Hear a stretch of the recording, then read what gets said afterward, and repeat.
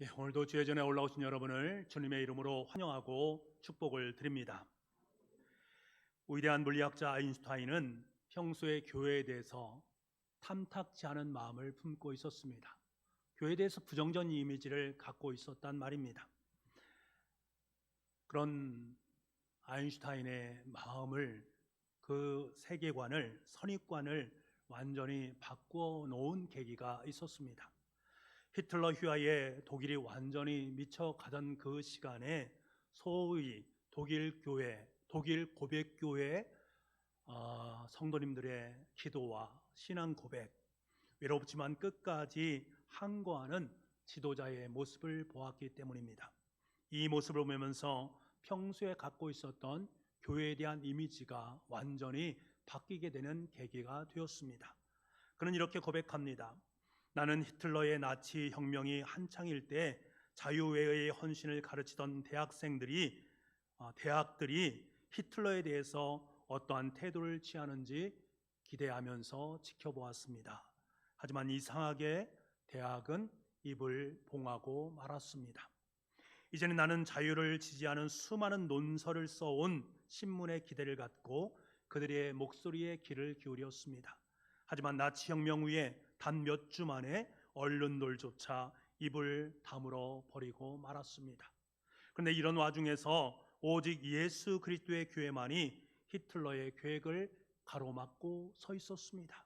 그 이전에 나는 교회에 대해서 어떤 형태라도 관심을 갖지 않았습니다. 그러나 이제 다릅니다. 참된 지성과 진정한 도덕적 자유를 위해서 나치와 맞서서 분연히 항거하며 외롭게 싸우고 있는 저 교회에 대하여 나는 엄청난 애정과 감탄을 갖게 되었습니다. 한때 내가 무시했던 교회가 이제 그 교회에 대해서 이제 나는 찬사를 아끼지 않는다고 서슴없이 고백할 수 있습니다. 교회는 세상의 소망입니다. 나는 교회를 사랑합니다. 여러분, 정말 놀라운 고백 아니겠습니까? 믿지 않았던 아인슈타인, 그가 교회에 대해서 이렇게 고백을 할 수 있으니 얼마나 감탄할 일입니까? 그런데 과연 이런 고백을 할 수 있었던 동인이 어디 있었을까? 그것은 바로 드러남에게 있습니다. 고백교회를 통해서 하나님의 의가 드러났기 때문에 그 의로움을 보면서 그래, 하나님은 살아계셔, 그래, 하나님이 역사하셔 라는 사실을 느꼈단 말입니다.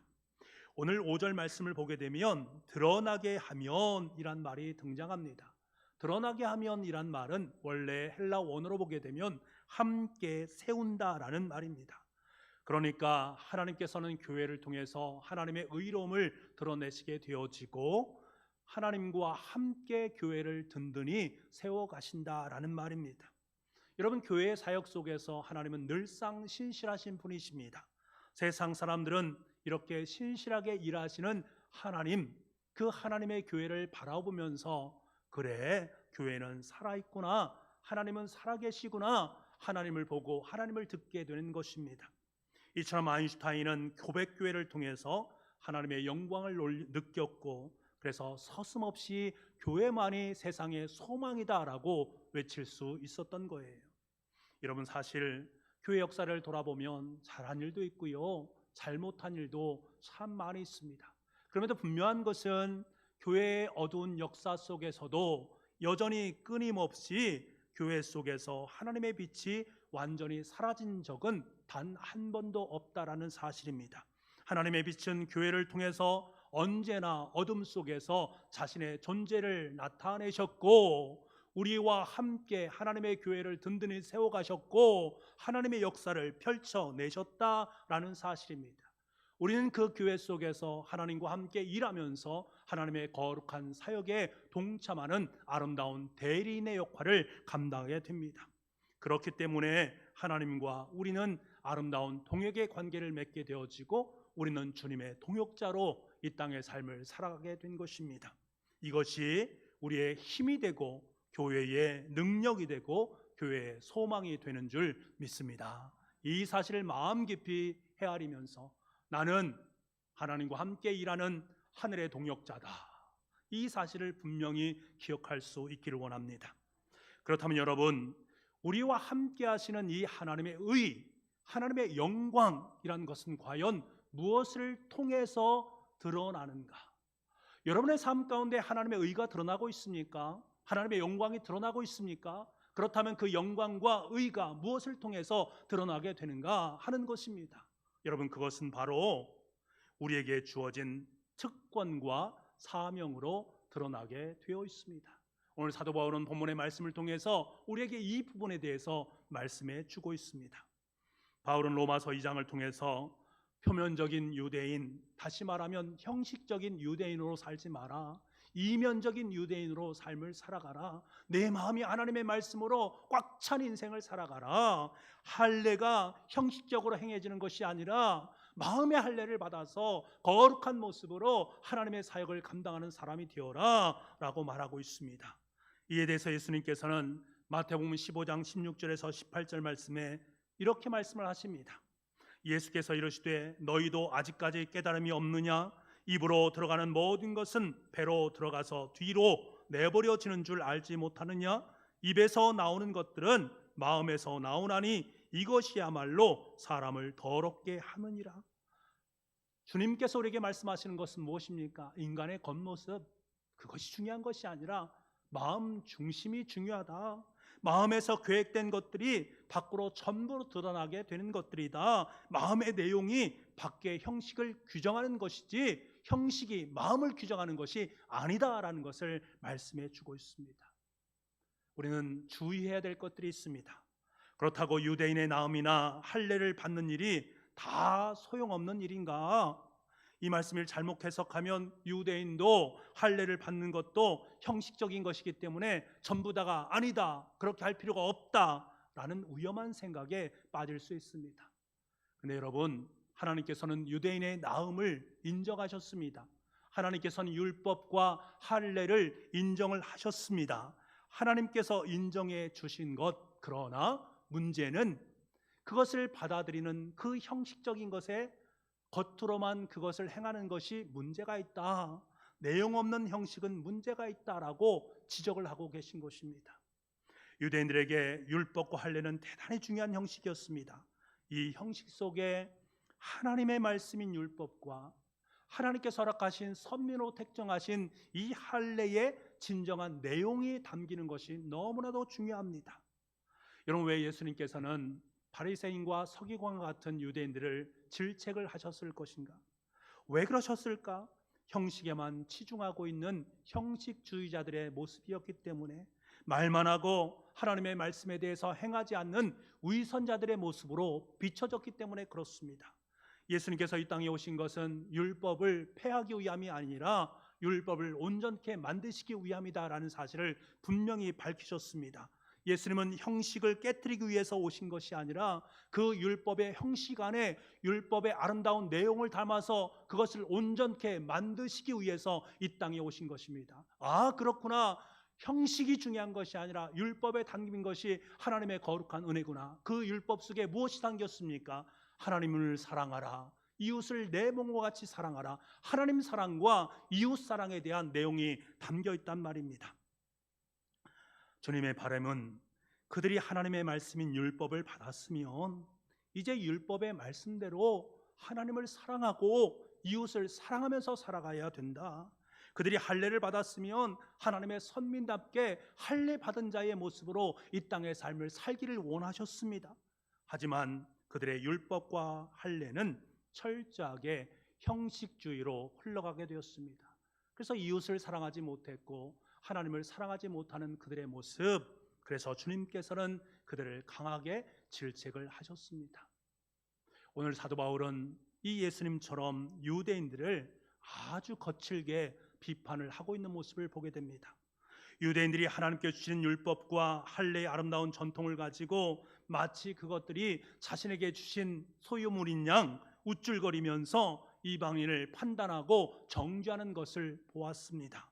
사도 바울은 그 모습을 바라보면서 아니다, 그것은 하나님께서 원하시는 것이 아니다라는 것을 일갈하고 있습니다. 그리고 급기야 유대인이나 이방인이나 다를 것이 전혀 없다, 하나님 보시기에 다를 것이 전혀 없다. 이것은 그동안 유대인들이 가지고 있던 자존심을 완전히 무너뜨리는 말입니다. 이러한 사도 바울의 말에 유대인들이 얼마나 화가 났겠습니까? 격렬하게 저항하는 것은 너무나도 마땅합니다. 그러니까 사도 바울은 이것을 알고는 미안한 마음이 들었던지 유대인들을 슬쩍 추켜 세우는 모습을 봅니다. 유대인들에게도 분명히 하나님께서 주신 특권이 있다, 너희들은 정말로 특별한 존재들이다 라는 사실을 인정해 주었습니다. 무엇을 인정해 주었는가? 1절과 2절 말씀을 우리 세 번역으로 보도록 하겠습니다. 어떤 특권이 인정되었는가? 함께 읽겠습니다. 시작. 그러면 유대 사람의 특권은 무엇이며 할례의 이로움은 무엇입니까? 모든 면에서 많이 있습니다. 첫째는 그들이 하나님의 말씀을 맡았다라는 것입니다. 사도 바울은 하나님께서 유대인들에게 하나님의 말씀을 맡기셨다, 하나님의 말씀을 그들의 품에 안겨주셨다라고 말합니다. 이것이 유대인들의 특권이다라는 사실을 인정하고 있습니다. 원래 맡긴다라는 것은 언어로 보게 되면 신뢰한다, 믿는다란 말입니다. 하나님께서 굴뚝같이 유대인들을 믿음으로 말미암아 그들에게 하나님의 가장 아름다운 선물인 율법, 하나님의 말씀을 안겨주었단 말입니다. 위탁했단 말입니다. 그런데 중요한 것은 그 특권을 왜 그들에게 선물해 주셨는가 하는 것입니다. 그것이 중요한 것 아니겠습니까? 하나님의 마음은 그들이 그 특권을 받아서 그것을 통해서 하나님께 사명을 감당하게 하기 위함입니다. 그래서 이사야서 42장 6절 말씀에 그 사명에 대해서 이렇게 말합니다. 우리 같이 한번 읽어보겠습니다. 시작. 나 여호와가 의로 너를 불렀은즉 내가 내 손을 잡아 너를 보호하며 너를 세워 백성의 언약과 이방의 빛이 되게 하리니. 아멘. 이스라엘 백성들이 하나님으로부터 부여받은 사명, 그것은 바로 이방의 빛으로 서는 것입니다. 하나님께서는 모든 민족을 주님께로 돌아오기 위해서 이스라엘 백성들과 약속을 맺으시면서 하나님의 대리인으로 그들의 마음속에 하나님의 빛 예수 그리스도의 말씀을 허락해 주셨습니다. 그 말씀을 가지고 세상 속에 복음을 전하는 전달자로 아름답게 설 수 있도록 만드셨단 말입니다. 이를 위해서 증표로 할례를 허락하셨고 그들에게 하나님의 말씀인 율법을 맡기셨던 것입니다. 그런데 문제는 그들이 그것을 받아 놓았습니다. 야, 이것이 하나님께 우리에게 주신 특권이다, 우리는 하나님의 선민이다 라는 것을 인정했지만 그 특권에 합당한 사명을 감당하지 않았습니다. 자신들의 특권에 대한 자부심은 있었지만 그 자부심을 사명과 연결시키지는 못했습니다. 하나님의 말씀을 가진 민족으로서 하나님의 주신 사명을 감당하는 삶을 살아야 되는데 오히려 자신들을 위해서 하나님과 그의 말씀을 이용하면서 살았단 말입니다. 거저 주신 사명을 자신들을 과시하고 자신들을 자랑하는데 남용했단 말입니다. 여러분, 사명을 망각하게 되면 이 특권은 사유화될 수밖에 없습니다. 특권이 사유화되게 되어지면 사명은 고사하고 내 영적으로 인생은 부패하게 되어 있습니다. 이런 것과 마찬가지입니다. 자녀가 학교를 가는데 거리가 너무 멀단 말입니다.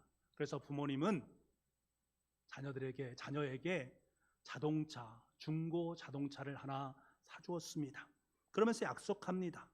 이 자동차로 학교 통학을 잘하고 교회에서 더욱더 봉사하는 데 섬기고 신앙생활하는 데 유용하게 이 자동차를 사용했으면 좋겠다라고 약속을 합니다. 그리고 그 아들은 그렇게 하겠습니다 라고 말을 하면서 기쁨으로 자동차 키를 받았습니다.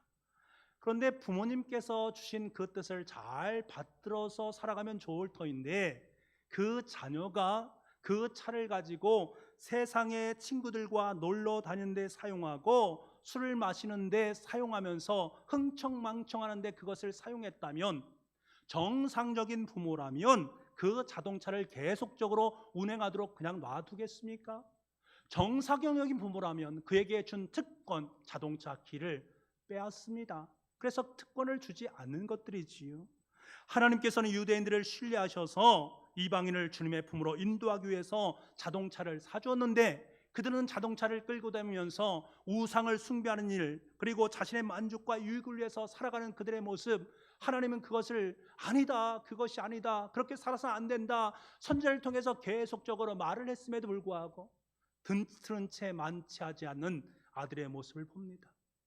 아버지 하나님은 그 모습을 바라보시면서 어떻게 하셔야 됩니까? 그들에게 주어진 특권을 다시금 상실하도록 만들어야 됩니다. 이것은 아버지로서의 너무나 당연한 일 아니겠습니까? 그런데 어찌된 일인지 이스라엘 백성들은 그 하나님에 대해서 항의를 합니다. 아니 하나님, 우리를 선택해 놓으시고 조금 잘못했다고 우리에게 그렇게 하시면 되겠습니까? 그렇다면 우리의 유대인의 특권이 무엇이고 할례 유익이 무엇이란 말입니까? 그리고 또 하나님께 항의합니다. 한 번 선택하시고 우리를 버리신다면 우리에게 진노하시는 하나님의 불의는 합당한 것입니까? 아니 좀 잘못했다고 그렇게까지 할 필요 있습니까? 심판까지 할 수 있습니까? 그것은 아닌 것 같습니다 라고 하나님께 항의합니다.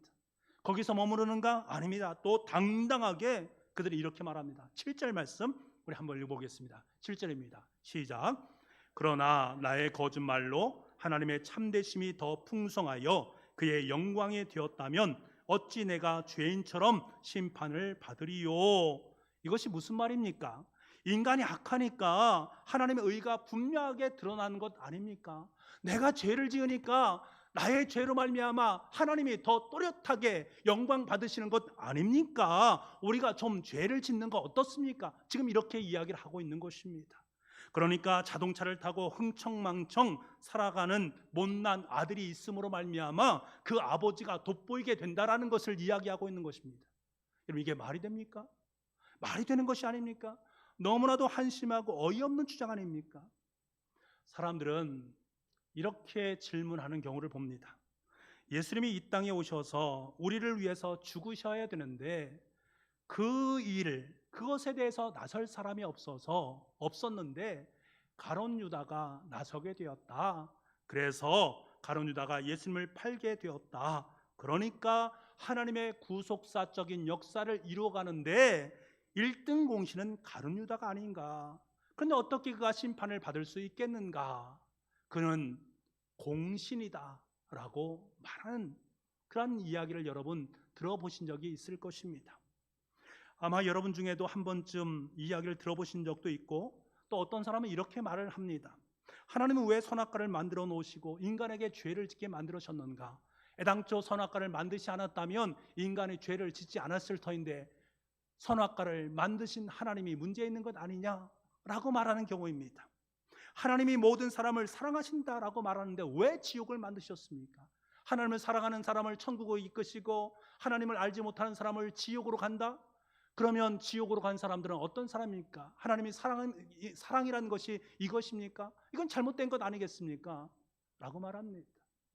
그럴듯한 질문처럼 느껴지십니까? 아닙니다. 전혀 그렇지 않습니다. 인간의 죄를 하나님 앞에 책임 전가하는 것뿐입니다. 자신이 지은 죄를 마치 하나님이 그렇게 만드신 것처럼 여기는 인간의 아름답지 못한 모습을 우리는 보게 되는 것들입니다. 어떤 이단 단체는 이 7절 말씀을 가지고 모략이란 단어를 사용하고 있습니다. 모략이라는 교리를 사용하는데 진리를 소유한 자신들에게만 오게 되어지면 어떤 거짓말과 계략을 한다 할지라도 전혀 문제가 되지 않는다.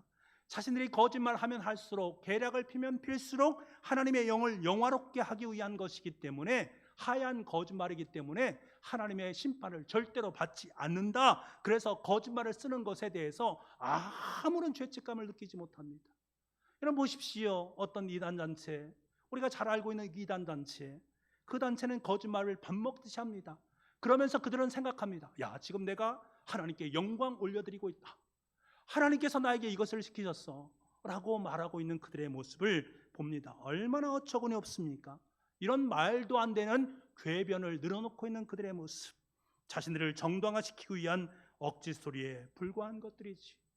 지금 유대인들의 논리가 바로 이러한 논리입니다. 자신들의 불의가 하나님의 의를 드러내는데 일조했다라는 억지 소리를 하고 있는 것입니다.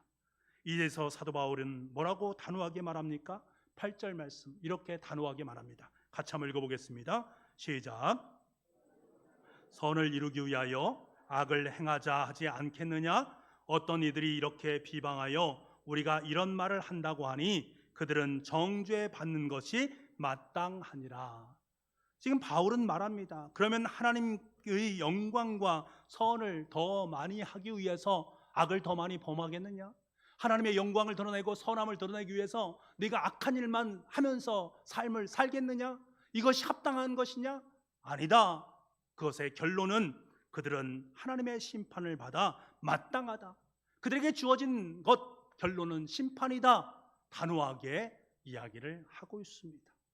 사랑하는 여러분, 하나님으로부터 사명을 받은 사람들은 자신에게 걸맞게 주어진 특권 앞에 겸손할 수 있는 마음을 품어야 됩니다. 특권을 자신을 위해서 사용하면서 마치 하나님의 영광을 위해서 사용하는 것처럼 여기면 하나님은 싫어하십니다.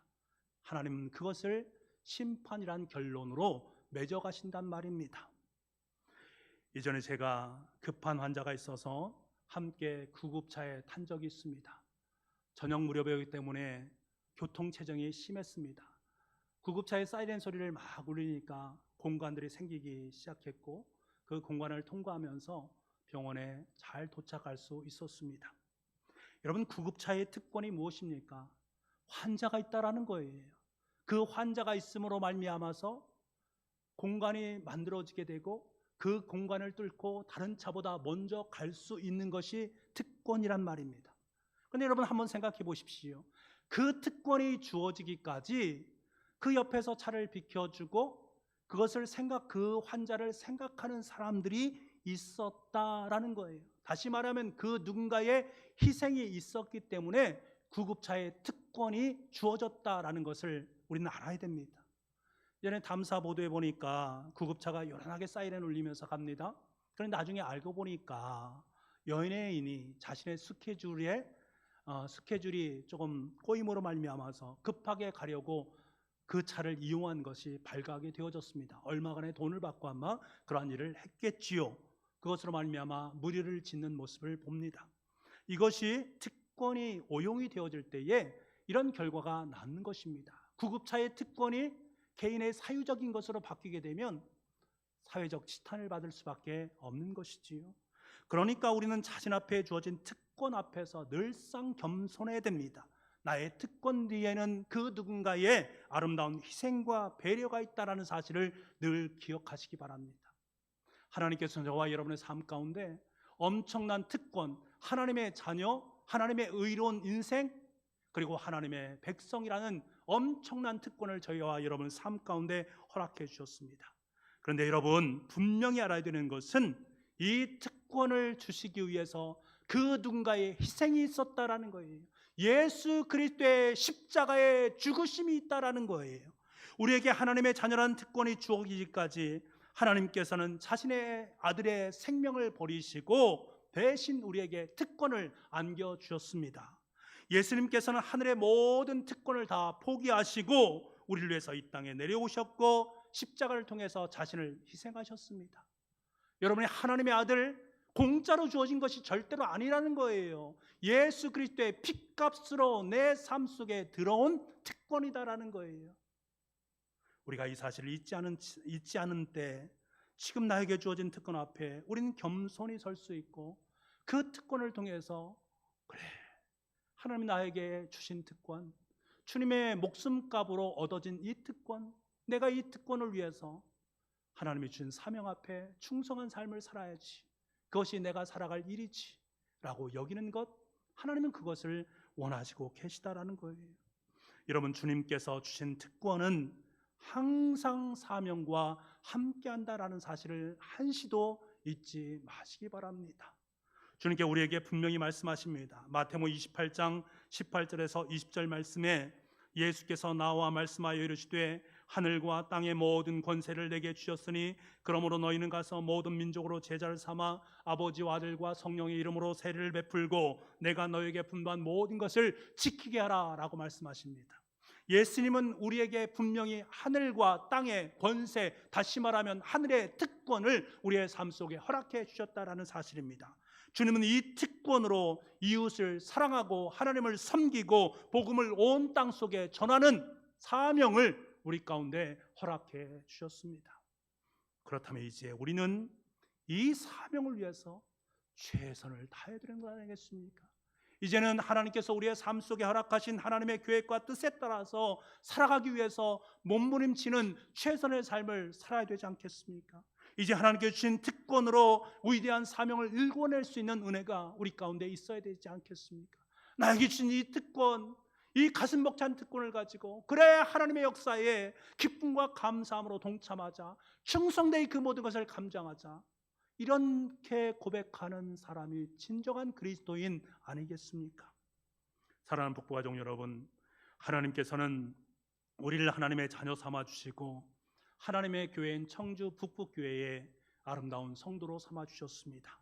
그리고 우리에게 이방을 향한 빛의 사명을 감당하기 위해서 하나님의 아들이란 특권, 하나님의 제자라는 특권을 우리에게 선물해 주셨습니다.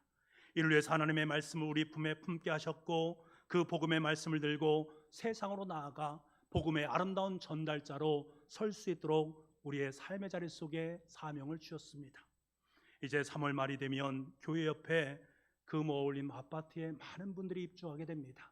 우리는 이들을 위해서 지금도 기도하고 있고 청주 지역 속에 믿지 않은 많은 영혼들을 위해서 기도하고 있습니다.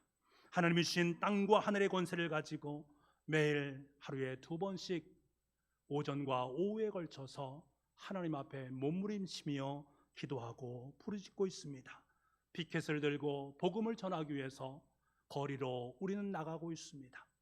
하나님께 주신 자녀의 특권을 가지고 복음의 전달자의 사명을 감당할 때에 하나님은 우리의 삶 속에 더 크고 놀라운 하나님의 일하심으로 함께할 것이고 더 위대한 하나님의 역사를 아름답게 써내려가 주실 줄 믿습니다.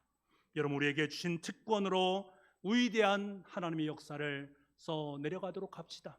저와 여러분 속에 허락하신 그 위대하고 아름다운 특권으로 하나님의 위대한 사명을 감당해냅시다.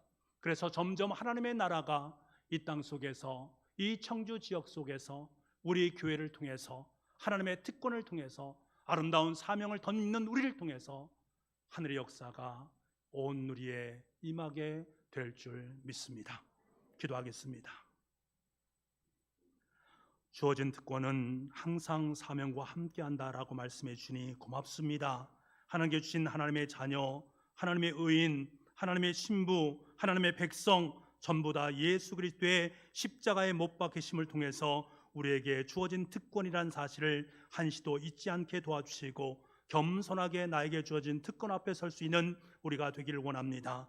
이제 그 주어진 아름다운 특권으로 주님께서 맡겨주신 사명, 복음 전달자의 사명을 감당할 수 있는 우리 모두가 될 수 있도록 주님 역사하여 주시옵소서. 주어진 특권을 위대한 사명으로 만들어갈 때 하나님의 나라가 점점 왕성하게 되어짐을 우리가 눈으로 보고 기쁨으로 맞이할 수 있도록 주님 도와주옵소서. 모든 말씀을 예수님의 이름으로 기도하옵나이다.